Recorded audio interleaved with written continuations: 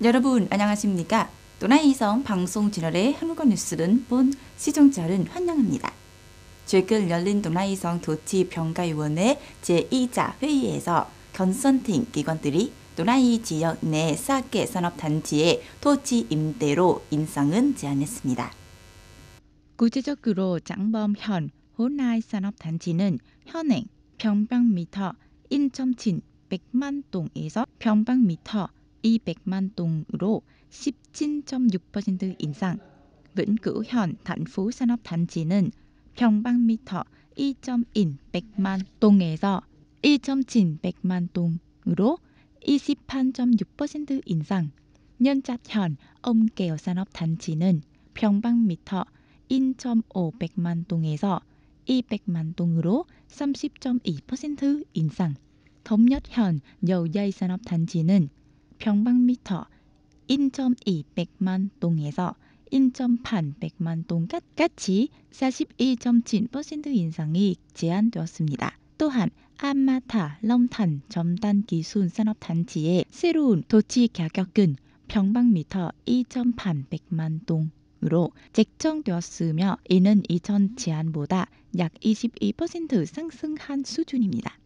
기타 산업단지와 소규모 산업 클러스터의 임대료는 기존 수준은 유지하기로 했습니다. 이번 조정은 2026년부터 적용된 연간 토지 가격표를 수립하는 근거로 사용된 예정입니다. 무가가치세 VAT 인하와 관련한 거리안 조안에 대한 의견은 제시하며 베트남 상공회의소 VCCI는 모든 상품과 서비스에 대해 10%에서 8%로 VAT를 2% 인하한 것은 제안했습니다. 이에 앞서 재정부가 발표한 초안에 따르면 대부분의 품목에 대한 무가가치세율은 2025년 상반기 동안 10%에서 8%로 인하될 예정이나 통신, 금융, 부동산 산업은 예외로 두었습니다. 2023년 하반기 동안 시행된 VAT 2% 인하 정책은 기업과 국민에게 총 약 23조 4천억 동의 혜택을 제공했습니다. 2024년에는 재정부가 예상한 VAT 감면액은 약 49조 동에 이른 것으로 보고 있습니다. 베트남 정치부가 2024년 1월 5일에 발표한 제29호 지시에 따라 전 국민 교육 모급 의무 교육 성인 문맹 퇴치 그리고 일반 교육 내 학생 진로 분류 강화에 대한 지침은 시행하기 위해 또나이성 당성위원회가 이 중요한 지시에 대한 실행 계획을 발표했습니다.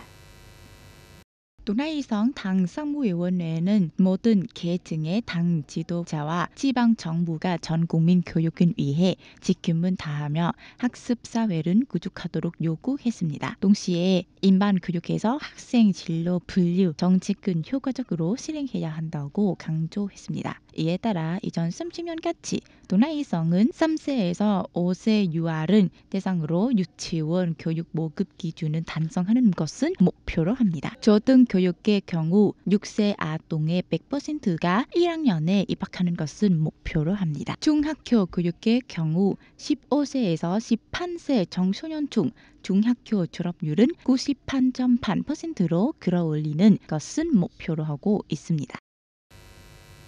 조 바이든 미국 대통령은 어제 이스라엘과 레바논의 무장단체 헤즈볼라 간의 휴전 협정이 미국과 프랑스와 중재로 이루어졌으며 오늘부터 공식 발효된 것이라고 발표했습니다.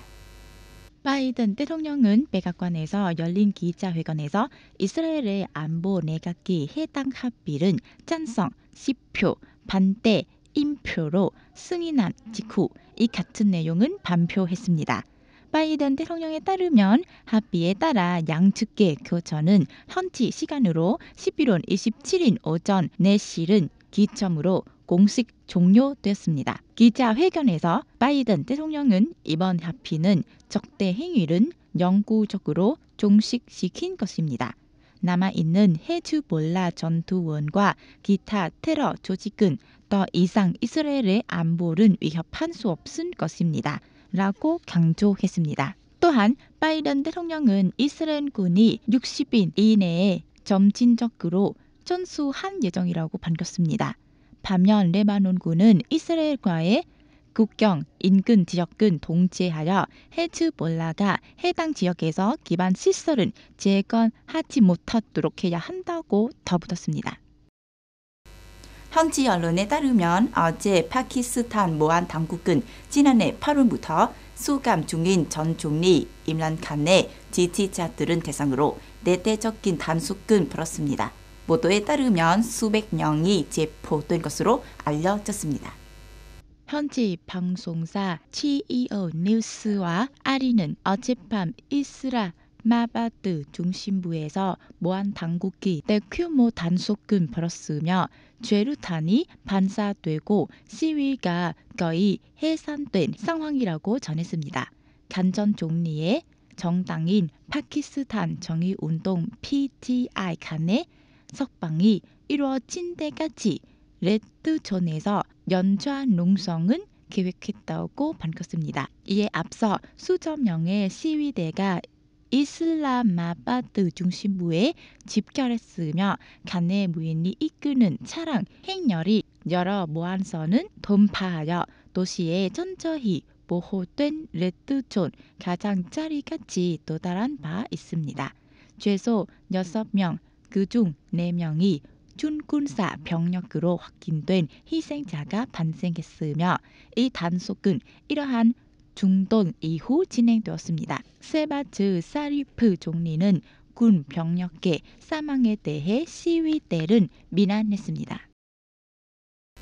동아이성 방송 채널에서 방영된 흥권 뉴스를 수정해 주신 시청자 여러분께 감사드립니다. 안녕히 계시고 다음에 뵙겠습니다.